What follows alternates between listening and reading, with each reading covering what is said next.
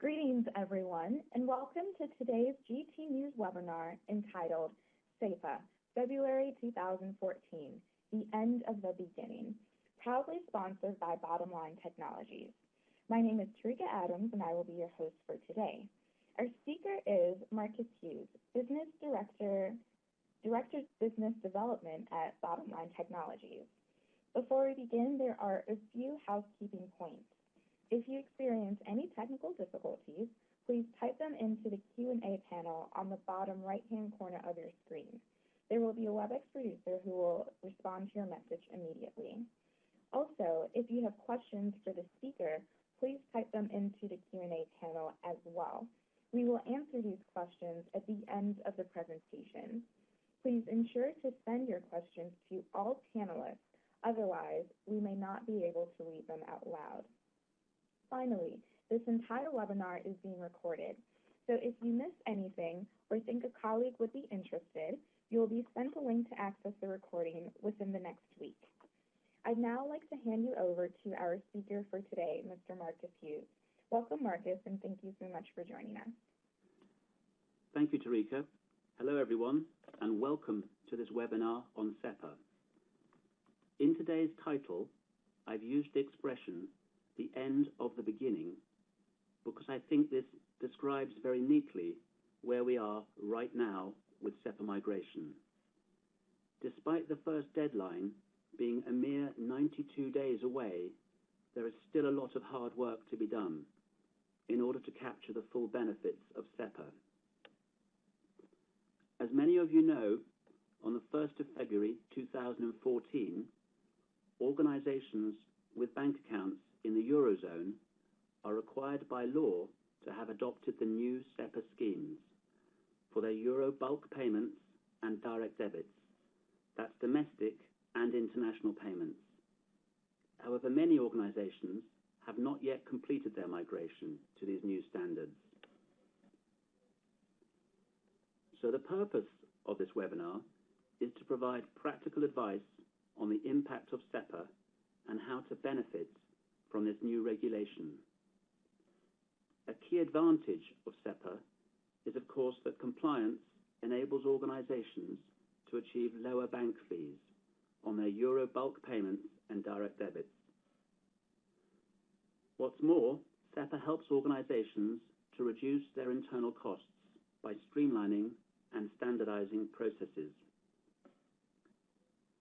I'll also provide an update on migration progress in the Eurozone, as well as a checklist of questions which organizations should ask themselves when planning a SEPA project. And finally, we'll look at how technology can make it easier to migrate. So what is SEPA? Well, the Single Euro Payments Area is a European Union initiative to streamline Euro payments and direct debits, as well as card transactions. SEPA's objective is to transform the European Union into a more competitive market by making it easier, cheaper, and faster to initiate and receive payments. The geographical reach of SEPA covers the 28 European member states, as well as Monaco, Iceland, Norway, Liechtenstein, and Switzerland. So that's 33 countries in total, and over 71 billion electronic payments per year. SEPA began as long ago as 2002 with political backing from the European Commission. The European Union has estimated that SEPA will generate 123 billion euros of savings over a 6-year time frame. But take-up of the schemes by the corporate community has been slow. In February 2012, after a lengthy debate in the banking industry, and in order to encourage faster adoption of SEPA, the European Parliament finally resorted to introducing Regulation 260 of 2012.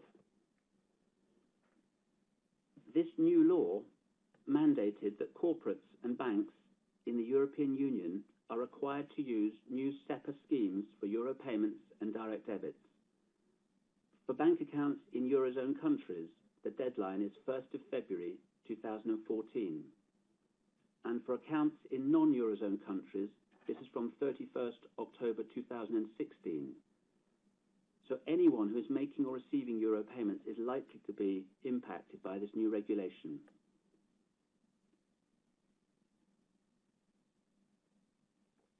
So what changes? Well, SEPA involves a number of important changes to the way we make euro payments today. The new SEPA credit transfer and direct debit schemes require the use of standardized bank account identifiers, known as IBANs, that is international bank account numbers, and routing codes, known as BICs, that is bank identifier codes. The new scheme also requires a standardized file format, ISO 20022. These formats, which are not as complicated as they might sound, must be used by corporates and banks when exchanging their bulk euro payment and direct debit files. And these SEPA rules require new execution times and processing cycles. There are also new procedures for managing direct debit mandates. In some cases, new mandates need to be signed. We'll come back to this in more detail later. For organizations complying with the new SEPA rules, banks are required to apply domestic tariffs instead of their higher cross-border payment charges. This is a major gain for corporates. But for any organizations failing to comply with the new SEPA rules, they may face penalty fees for manual repairs made by their bank. From a strategic point of view, the SEPA initiative is also a great opportunity for organizations to standardize their euro payment and direct debit processes. This in turn will result in further cost savings. With effect from the dates I've mentioned earlier, all bulk euro credit transfers and direct debits in the European Union must use the SEPA credit transfer and direct debit schemes, as developed by the European Payments Council. For direct debits, there are two schemes, each with its particular processing cycles and refund rules.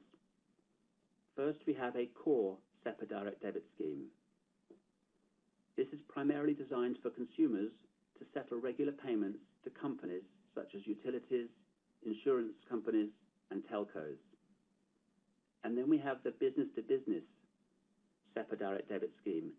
This is designed for the business-to-business space.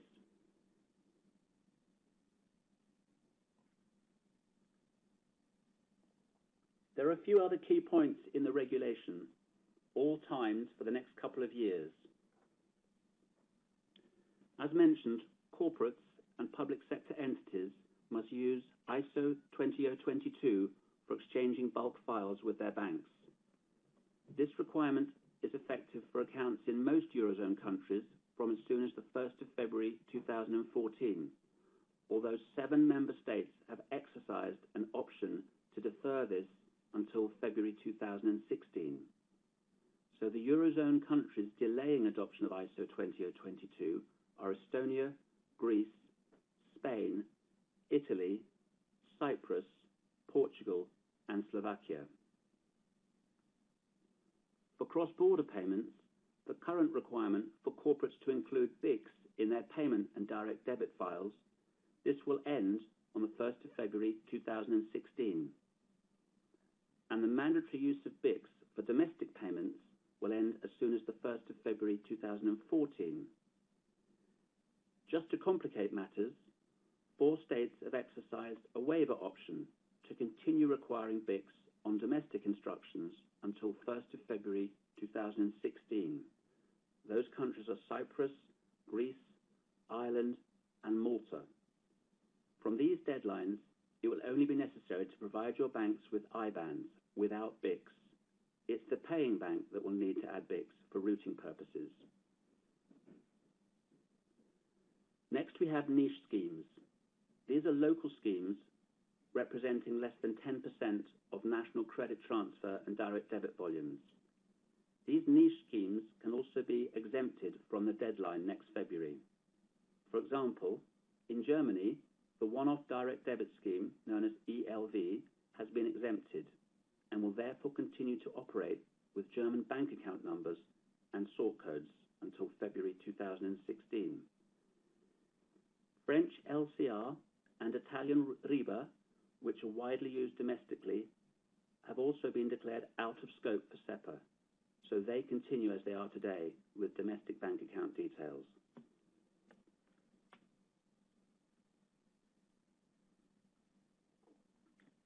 So let's look at the timing of the impact of SEPA on organizations in different countries.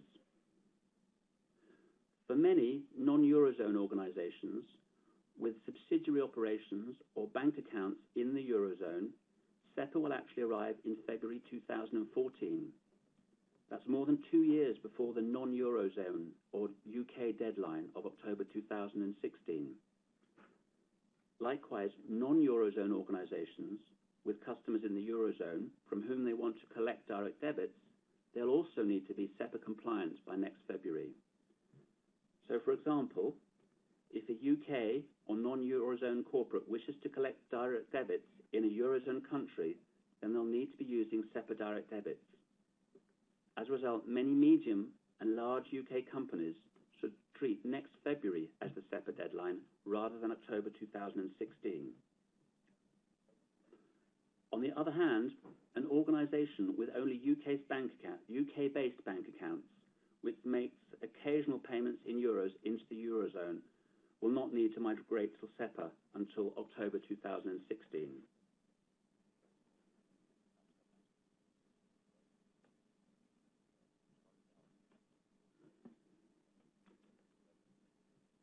With only 92 days to go until the 1st of February next year, and an IT freeze at the year end, SEPA is entering a critical stage.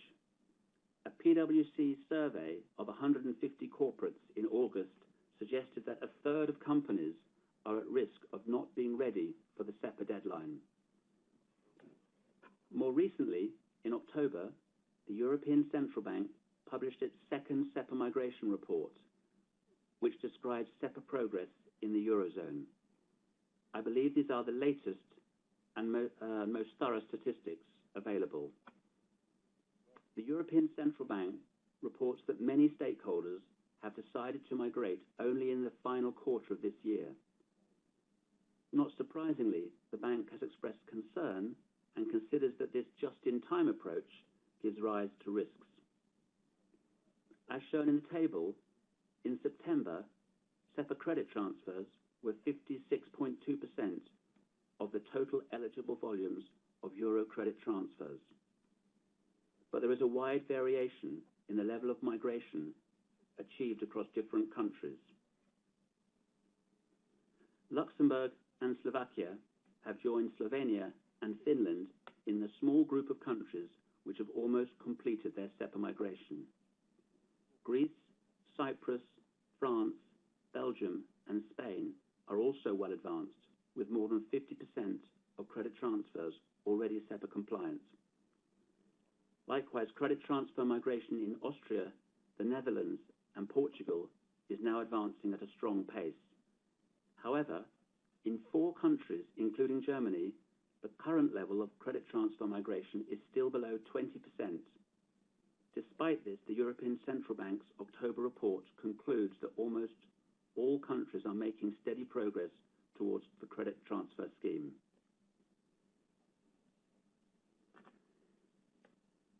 The European Central Bank does acknowledge that the legal requirement for corporates to provide the bank with their bulk files in ISO 20022 continues to pose a major challenge, particularly for small and medium enterprises. With some reluctance, the European Central Bank has at last accepted that conversion services will be widely used, even though this idea was previously frowned upon. Conversion services means a service for converting old formats of payments and direct debits into the new ISO 20022 formats. The European Central Bank has spelt out that the only circumstances where conversion services comply with SEPA's legal requirements is when those services are clearly separate from a payment service provider's normal payment activities. According to the European Central Bank, an indication of separation should be operationally independent from the payment service offered by the payment service provider. It should be carried out before the payment service provider receives the payment instruction. The information should preferably be passed to the payment service user before being initiated as a payment. And finally, the service should be separately priced. Bottomline's SEPA conversion service fully complies with these requirements. This type of outsourced SEPA conversion service means that organizations at risk of missing the deadline can still achieve compliance just in time if they act now. Bottomline service will be in tomorrow's Financial Times. Now let's look at SEPA Direct Debits, where migration progress has been slower than credit transfers.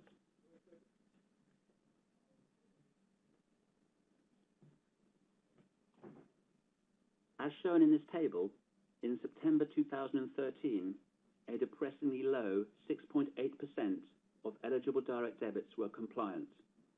Only Slovenia is close to completing direct debit migration. Greece, Belgium, and Austria have made some progress, but adoption rates are still below 20%. In other countries, including the 4 largest direct debit markets, that's Germany, France, Spain, and the Netherlands, migration is only marginal. Meanwhile, Estonia, Finland, and Cyprus have decided to close down their legacy direct debit systems. For example, in Finland, direct debits are being replaced by e-invoicing. In Germany, full testing has only just become available. The main reason for such a late migration is the introduction this month of a D-1 direct debit solution. This new instrument is known as Core 1 and has been developed specifically for the German market. Core 1 has a 1-day collection cycle instead of the 2-day collection cycle of the standard core direct debit scheme. Germany is therefore now hurrying through a long-awaited large-scale migration. With more Euro direct debits than any other country, there's plenty of work to do in Germany over the coming months.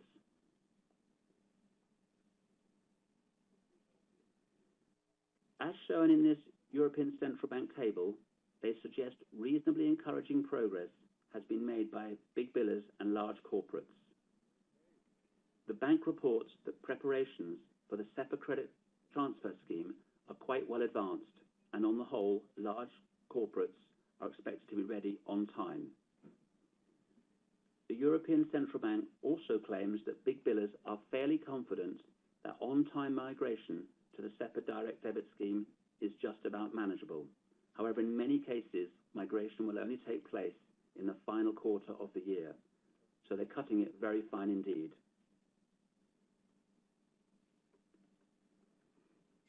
As shown in this final table from the European Central Bank, small and medium enterprises are the least prepared for SEPA.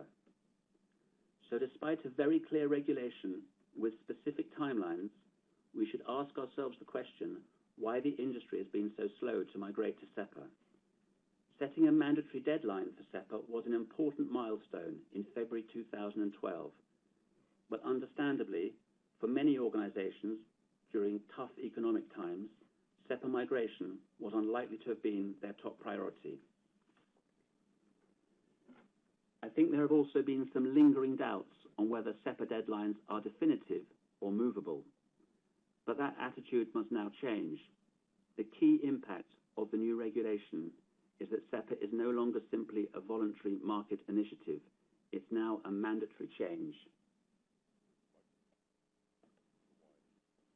The European Central Bank continues to emphasize that after 1st of February 2014, payment instructions that don't comply with SEPA requirements will not be allowed to be processed by payment service providers.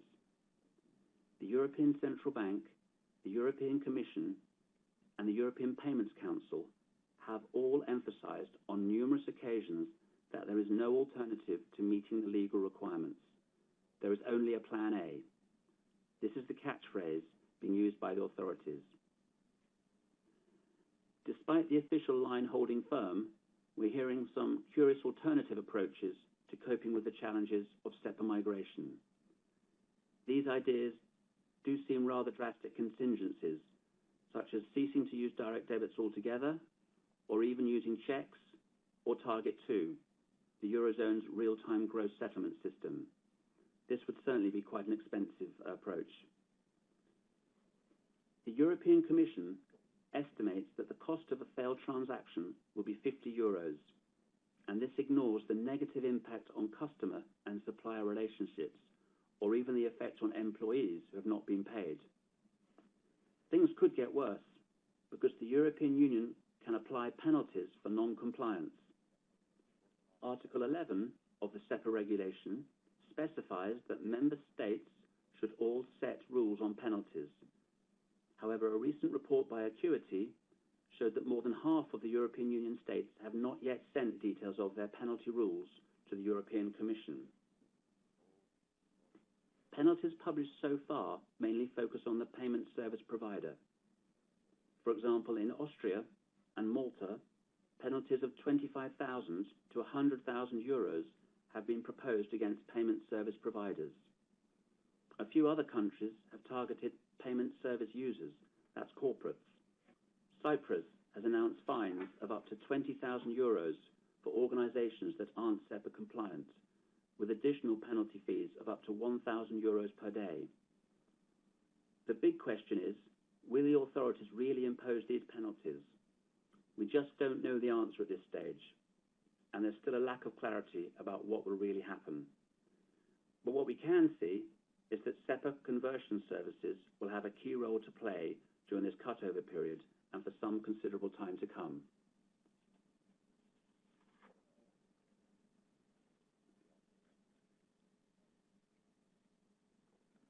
At this point, I think it's worth reminding ourselves of the many benefits of SEPA. Some organisations are likely to focus on just doing enough to be compliant, but others are exploiting the significant opportunity to centralise and standardise. You can achieve lower bank fees by complying with SEPA. You can use a single payment and direct debit instrument across Europe for all your Euro transactions. This means you can standardise and centralise your payment and collection processes. And this will help you get improved visibility and control over your payment activities. This in turn should reduce your processing costs, and you can consolidate payments on fewer banks. This should deliver enhanced working capital management due to better visibility and fewer bank accounts. With SEPA standards, you also have lower operational risk and easier auditing. Finally, you can achieve better cash flow forecasting and easier reconciliation. All of these benefits position an organisation to be more competitive and successful. Some treasurers are adopting a phased approach, focusing initially on achieving compliance, and then a second phase of centralisation and standardisation.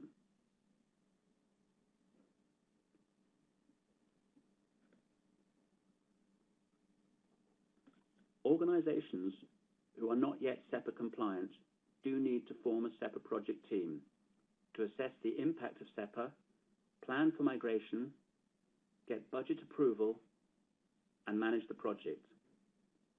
It's important to establish which business units and geographies are affected by SEPA and from what date. This will normally involve many units, such as Treasury, Accounts Payable, Accounts Receivable, Human Resources, as well as procurement, and even customer call centres. In particular, IT will have a key role, as technology will be required to ensure that systems can process the new formats, hold IBANs, and also validate that they are correct. Here's a checklist of questions that a SEPA project team should ask. Are senior management aware of SEPA? It's vital to ensure that senior management are aware of and understand the implications of this change. Their sponsorship and involvement is important to the success of the project. Can we articulate the benefits and requirements of SEPA? In communicating the importance of SEPA, it's vital to spell out its benefits, as well as what your organisation needs to do. Otherwise, business units are likely to resist the change that is required.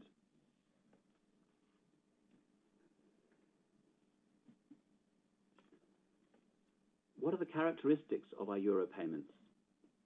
An organisation needs to understand the volumes, values, and types of euro payments which will need to migrate to SEPA, as well as which bank accounts are affected. How can our banks and technology providers help us?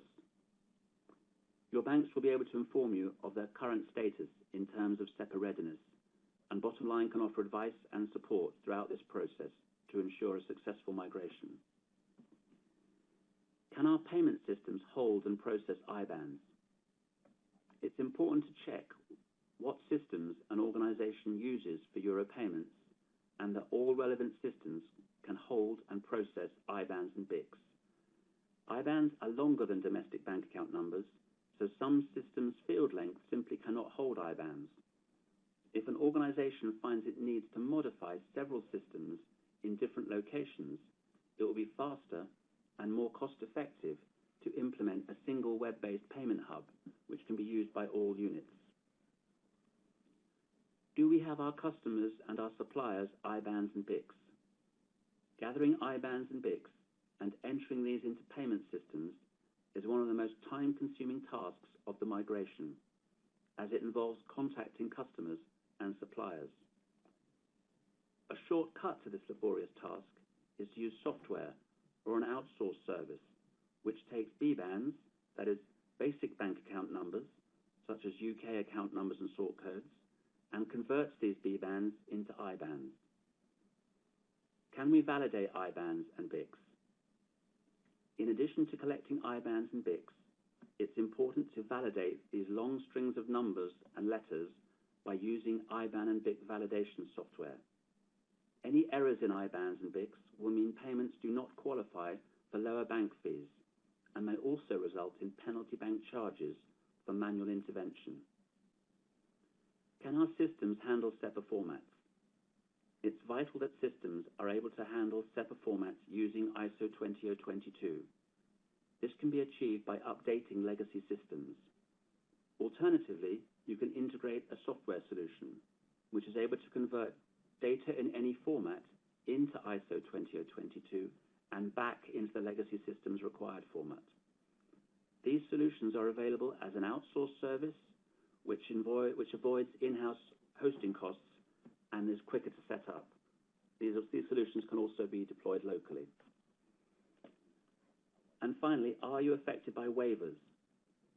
As mentioned earlier, if you're doing business in any of those countries which have granted waivers about ISO 20022 or BICs, then you need to bear this in mind.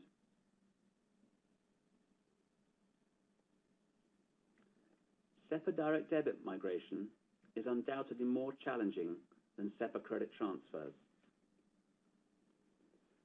The Direct Debit schemes involve new data requirements, processing cycles, and execution times. There are also different flows for mandates and special reporting for exceptions, such as rejected or returned items. Although these new direct debit rules may appear complex at first, they will ultimately offer enormous advantages to direct debit originators, for example, insurance companies and utilities, especially those using multiple local schemes. These organizations will see great benefits as the new schemes offer significant potential to centralize and standardize.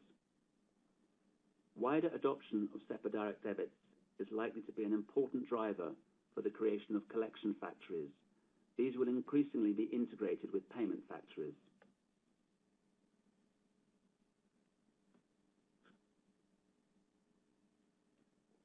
Here's a checklist of questions that a project manager should consider when implementing SEPA Direct Debits. What Euro direct debit processes do our units use? You need to establish which units are using Euro direct debits and what processes they follow. There are basically two different ways of handling direct debit mandates: the creditor mandate flow and the debtor mandate flow. The SEPA direct debit core scheme is based on creditor mandate flow. In this model, the mandate is signed by debtor and returned to the creditor, who then holds the mandate and manages its life cycle. On the other hand, in countries using debtor mandate flow, the debtor's bank holds an original of the signed mandate and validates direct debit requests with the debtor before processing payments. This system is used in Belgium, France, Italy, and Portugal. This means more change is required in these countries in order to comply with SEPA direct debits. The debtor mandate flow is also the model followed by the SEPA business-to-business direct debit scheme. We'll have another look at that in a bit later. Are existing direct debit mandates valid for SEPA? In many instances, existing legacy mandates are old and paper-based, and it may not be easy for an organization to access these documents, even if they still exist. In general, Euro member states have agreed to accept existing mandates for the core direct debit scheme, but for the new SEPA business-to-business direct debit scheme, new mandates must be signed by the debtor. How will we dematerialize paper mandates? Paper mandates need to be converted into electronic data and enriched with SEPA information, such as IBANs and unique mandate references. They must be stored electronically. Corporates may decide to manage this process in-house with scanning technology and optical character recognition, but many are deciding to outsource this work to specialist service providers, such as Bottomline technologies. An important question is, can we process the new R transactions? In the Eurozone today, exception messages in legacy schemes, such as rejects, refusals, and returned items, are all processed in different ways. The SEPA direct debit schemes will standardize these messages. They are known as R transactions. But it's important to ensure that you have a software solution which can interpret and process these messages. Can our direct debit systems handle multiple languages? Although there are many advantages to centralizing direct debit processing, an organization will need to be able to produce mandates for multiple countries, as regulation on which languages are acceptable is defined by the legislation of the debtor country. Do our sales and credit control teams understand SEPA? It's important that the sales team and the credit control team get to grips with the new scheme's rules regarding refund and rejection timeframes, as this will have a significant impact on risk policy for customers. And finally, is there an opportunity to adopt SEPA business-to-business direct debits? We'll look at this point on the next slide.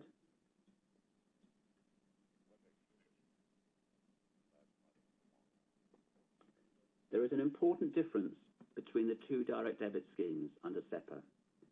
With the core scheme, the debtor is entitled to refund, no questions asked, for an authorized direct debit collection. This is achieved by making a simple request to the debtor bank during a period of 8 weeks after being debited. In contrast, for the business-to-business direct debit, the debtor is not entitled to obtain a refund of an authorized direct debit collection. The business-to-business scheme therefore has significant benefits for the creditor, improved credit control, and easier predictability of future cash flows. This is thanks to the irrevocability of the business-to-business direct debit, and this is in contrast to the 8-week refund period allowed under the core direct debit scheme, which ensures consumer protection. Hence, some organizations will want to migrate their business customers to the new business-to-business scheme. As regards unauthorized direct debit collections, the rules are the same for both core and business-to-business direct debits. The debtor is entitled to obtain a refund of an unauthorized direct debit collection by making a request to the debtor bank during a period of 13 months after being debited.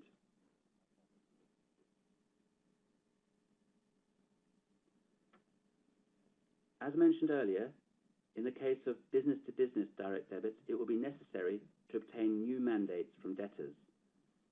The mandate flow is more complex than the core system. Under the business-to-business scheme, 2 blank copies of the mandate need to be sent to the debtor for signing. 1 signed copy is returned to the creditor, and a second signed copy should be sent by the debtor to his own bank in order to authorize that his bank account can be used for business-to-business direct debits. This mandate distribution process can be arranged as an outsourced service by companies like Bottomline Technologies.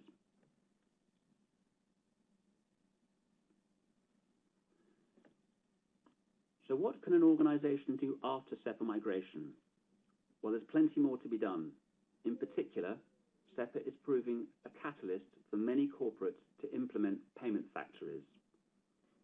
Looking beyond SEPA, payment factories will become the core platform for streamlining multi-country payment and collection arrangements. This is not just in the UK, but globally. There is an important advantage of implementing ISO 20022 as part of a SEPA project.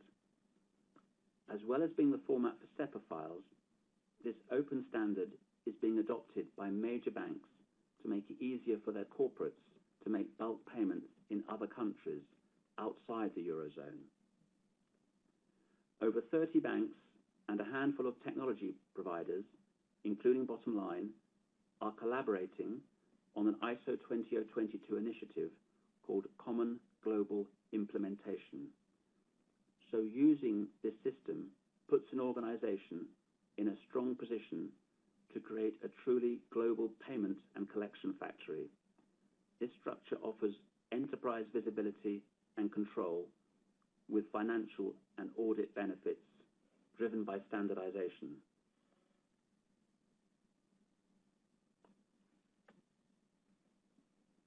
Let's finish by summarizing the ways in which Bottomline can help with SEPA. We have extensive experience of successful migrations relating to payments. Examples include Baxtel IP in the mid-2000s and the Swift Release 7 upgrade in 2012. There are many parallels between these success stories and the new challenges of SEPA. Bottomline solutions are actually new modules to our existing product set, so adding these solutions is easier, less risky, and quicker than investing in new, unproven platforms. Our solutions are deployed locally at our customers' sites or hosted securely in the cloud by Bottomline. Our products cover the complete range of requirements for SEPA. We have fully compliant solutions for SEPA credit transfer and direct debit processing. We offer we offer BBAN and IBAN conversion and validation, as well as BIC matching. Data reformatting into and out of ISO 20022 is, of course, a core competence for Bottomline. We have fully compliant SEPA direct debit mandate management deployed locally or hosted securely in the cloud by Bottomline. We can provide paper direct debit mandate dematerialization using scanning and optical character recognition. And we also do data transformation and electronic archiving of mandates. In addition, we offer SEPA direct debit mandate distribution and capture. Under this outsourced service, we send out new paper mandates to be signed by debtors and gather these up using our inbound PO box service. We then ensure the mandates are scanned and converted to ISO 20022 for electronic storage and use in direct debit file submissions. We also provide multi-bank connectivity protocols. Bottomline's outsourced SEPA conversion service means that organisations at risk of missing the deadline can still achieve compliance in time if they act now. That's why our service will be in the Financial Times tomorrow. I strongly recommend our SEPA training programme. This one-day course has a special focus on the SEPA Direct Debit schemes, comparing and contrasting them with the UK back system. In particular, the course covers mandates, pre-notification rules and refunds, processing timescales, R transactions, and it even looks at e-mandates. In conclusion then, I certainly encourage you all to talk to Bottomline to assess how SEPA impacts your business and plan your migration. Thank you for your attention, and I'll be happy to take any questions in the time that remains. I'll now hand back to Tarika for questions. Wonderful. Thank you so much, Marcus. And we do have a few questions that have come in. We have about a little over 15 minutes, so if you weren't able to ask a question before, you can certainly type them in right now. So the first question that we have for you is, how long will the SEPA conversion services now allowed by the European Council Bank stay in place? Okay, thank you. Good question. I think the SEPA conversion services will remain in place for a long time because they're so much lower cost and quicker to implement than an entire system upgrade. So conversion services look set to become a long-standing part of the European Union payment landscape, in my opinion. And in our experience, tactical solutions have a habit of staying in place for a long time, especially if they're low cost and if they work, which is proving to be the case. Great. And another question that we have is there a chance that the SEPA deadline of February 2014 will be pushed to a later date? I think that's a very topical question. A lot of people are asking that, but we've heard the hard-line view from the authorities, European Payment Council, European Union, the European Central Bank. The date is firm. So I don't believe the date will be pushed back. I think there will be some issues early February 2014, but there are ways of evolving that by using these conversion services above all. So it'll be an exciting time in February 2014, but I don't think the date will be moved. As a follow-up question, Marcus, SEPA is mandatory, but if corporates are not SEPA ready, do you see that the whole of SDD business crashing? I think some people will stop using SEPA direct debits. I think that's what the SDD therefore refers to. But others are ready and will be using those SEPA direct debits successfully from February 2014. So I don't think it's going to crash. There will be some issues. But actually the show will go on. This happened with the launch of Euro. Most people on the call will be too young to remember the launch of the Euro back in '99. I was there for that going on, and there was a lot of things behind the scenes in the banks which never got into the press, which did cause some confusion, and there was a lot of running around, but actually it worked, and it was all right on the night. That's how SEPA will be, I believe, in February 2014. Great. Changing directions a little, does the extension for ELV apply to all electronic payments or only point of sale? My understanding is it is applying to all electronic payments using the ELV system. If anybody knows anything to the contrary, I'd be interested to hear from them, of course. All right. What is the impact on accounts receivable? Can you talk a little bit more about that, Marcus?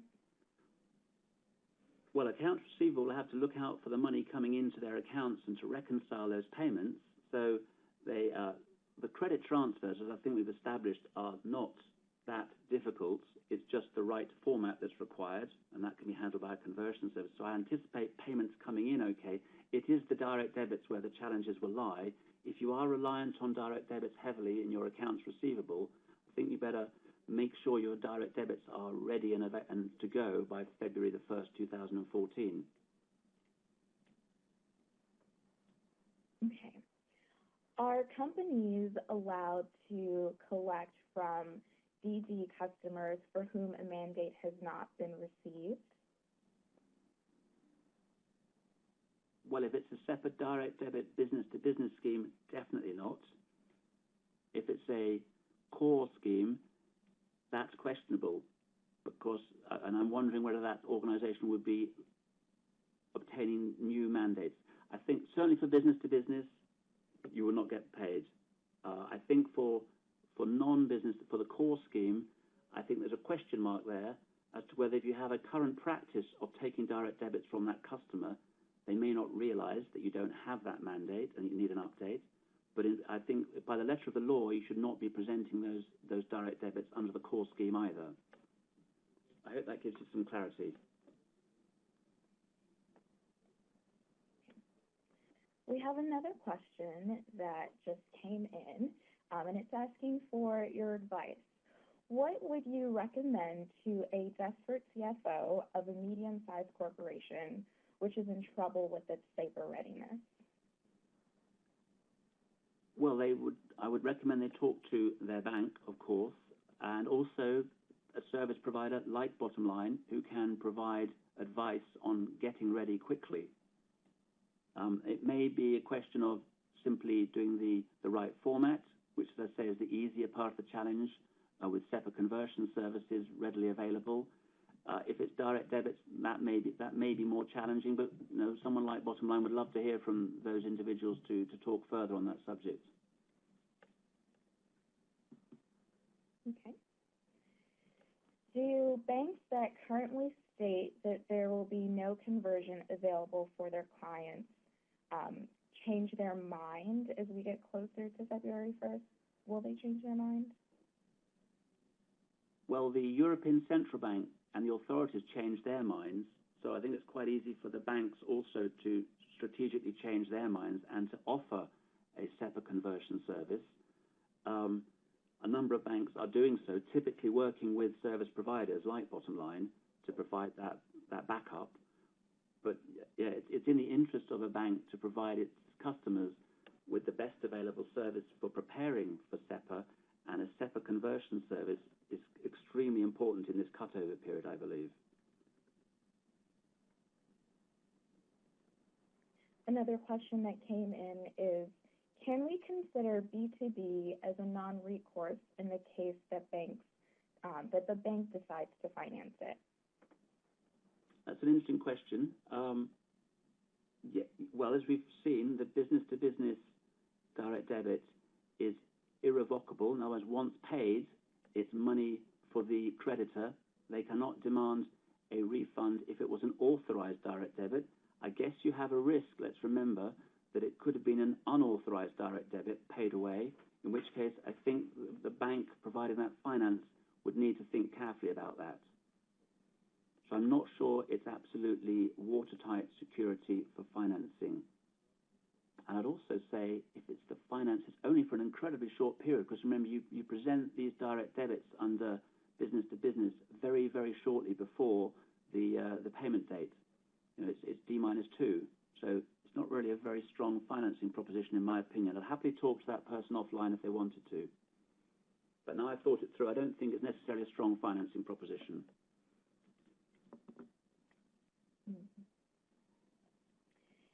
It was stated that some countries have opted out of converting domestically until 2016. Can you please repeat who they were and what you anticipate the impact being?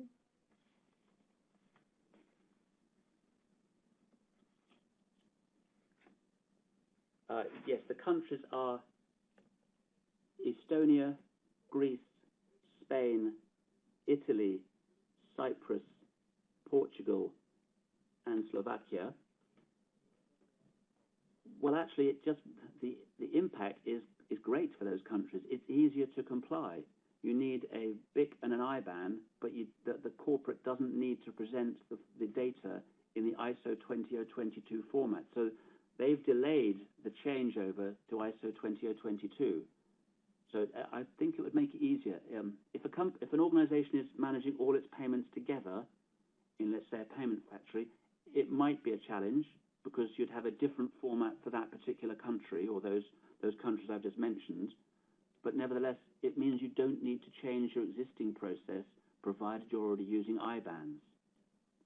So it's an easier situation, not a harder situation, I would suggest.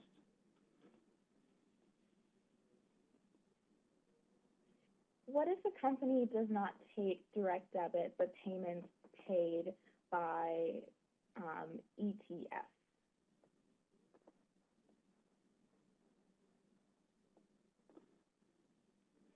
Well, you don't have to take direct debits. You can make, yes, that's exactly what some people are talking about doing, is instead of using direct debits, you decide to make a payment on receipt or some days after receipt of the invoice. So you take direct debits out of the equation and you simply use electronic funds transfer. That is a good solution to getting around SEPA direct debits if you don't feel comfortable. Of course, for the accounts receivable or the creditor who wants to get paid exactly on a specific date, direct debits give that organization greater control over their day sales outstanding. If they're relying on a payment being made, the date of that payment is in the hands of the payer. So the creditor who's expecting to get paid has less control of that flow of funds into his own accounts as part of his accounts receivable.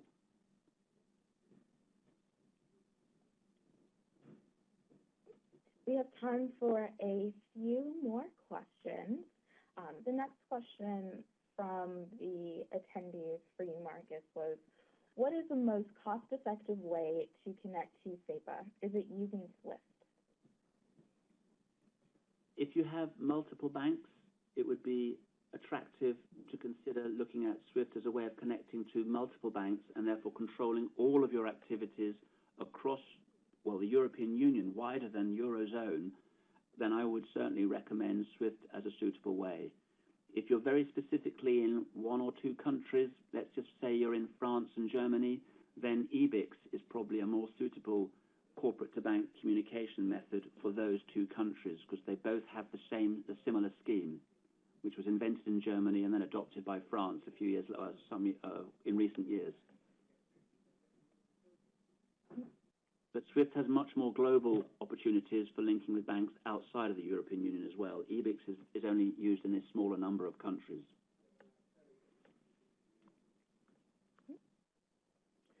Where could attendees get more information about the difference between the debitor mandate flow and the creditor mandate flow?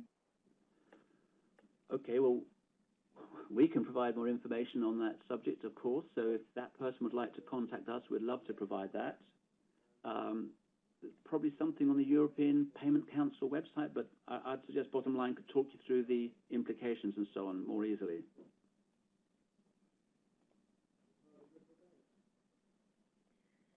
What will happen if file transfers are not compliant?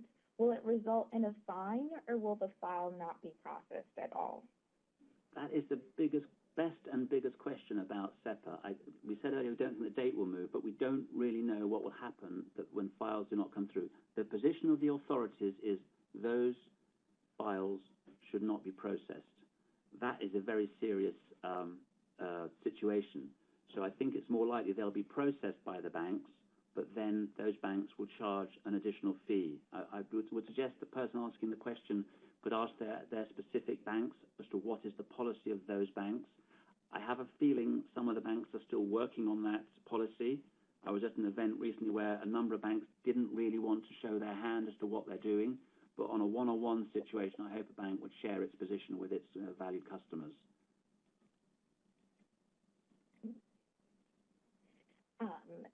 Talking or going back to the ISO conversion, what is classed as a payment order?